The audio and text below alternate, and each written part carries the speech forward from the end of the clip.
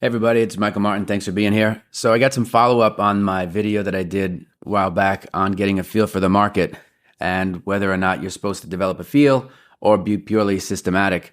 That's a very personal decision, right? Because your trading style is going to be as unique to you as your fingerprints are.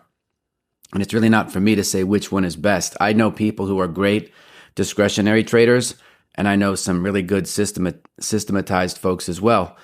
Systematized would be, at least in the modern definition, someone who's taken data, price, volume in futures. You can look at open interest, change in price, standard deviation, average true range, this and that, and tries to organize his or her orders by just using those data points to calculate what's the highest expected value of a trade that they can get. So that takes a good amount of time because you probably need 2 decades of data. 10 years is good, but then you don't have '07, '08, right? So you really have to go back 20 years from today, take you back to '03 and see how robust your system is. How can it withstand shocks to the system? Because if you're going to do pure systematic trades, you're going to let the computer calculate your entries and your exits, your position sizing. It'll also calculate where your protective stop is based on your predetermined criteria.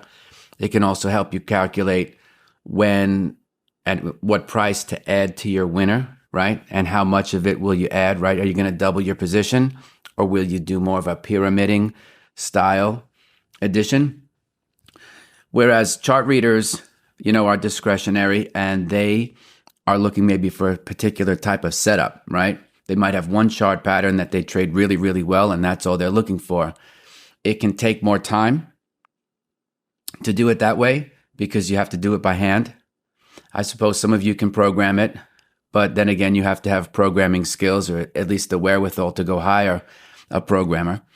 And again, it's not to say one is better than the other. It's what is one that's best for you.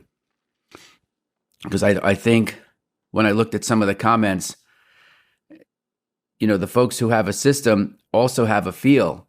It's just that they are going to change their behavior from day after day after day. Whereas I think folks who are discretionary chart readers need to bring a lot of discipline to the table, right? Because that's where, if you don't have hard and fast rules, you can find yourself taking flyers. And that's really not where you want to be. I think, it's not a cardinal sin because you have to experiment. But if every day you're taking flyers because you don't have a system, that's a different ball of wax, right? So I would say do what feels best, right? Because you're not going to be successful at something that doesn't feel good. The simulators that you would need to backtest they're not necessarily cheap, but they're not expensive, but you also need the data, and the data is typically a monthly subscription fee, right? Because you want to stay current. Which brings up, I'll kind of add this into this episode as well, is that people go indicator crazy. I found that when I was starting out, I didn't know what I was doing, probably like you might feel, or even if you're working at an institution and you're going through a losing streak, you can still have that talk, creep up in the back of your mind as if you don't know what you're doing.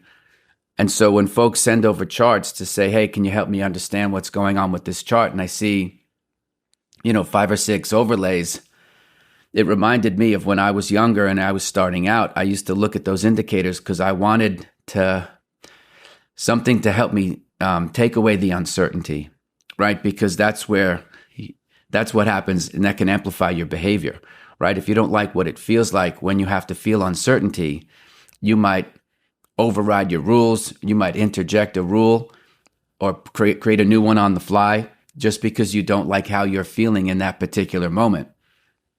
And so as I got older, I got more experience, I was eliminating indicators. I found that the majority of them didn't work, but they made me feel good because they could kind of confirm things that I could already see in the price. But it gave me a reassurance. As I got older, I started to understand that I didn't need the reassurance because I could see it in the price. And I built more confidence in myself And so the way I reacted to that was to drop off indicators so that now I don't even have any. I know some of you like them, some of you swear by them, and I say more power to you. It's not, I'm not calling your girlfriend ugly because you're using indicators. It's just that for me, I don't need them. But I think the less you can rely on those indicators, the quicker you will be to develop your own instincts, right? And your own ability.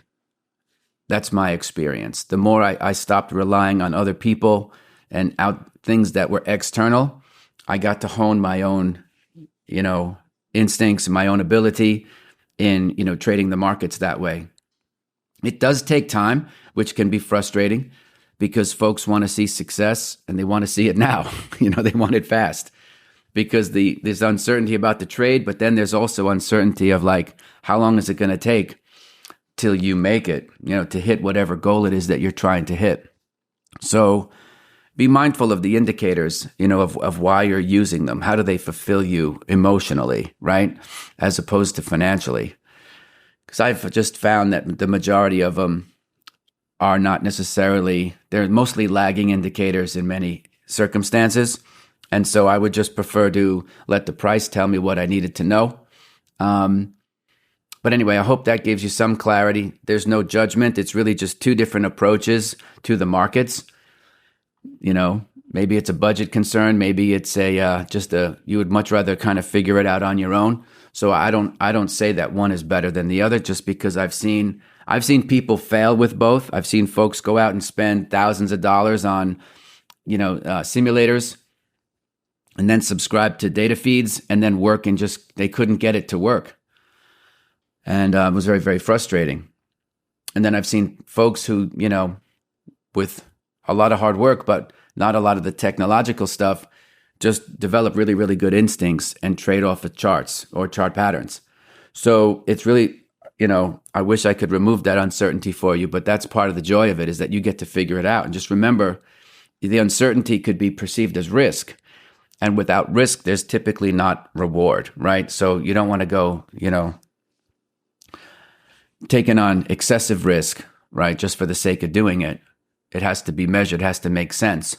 But anyway, those were the key similarities and differences that I saw between discretionary chart reading and folks who were purely systematic and trading, with, systematized set of rules.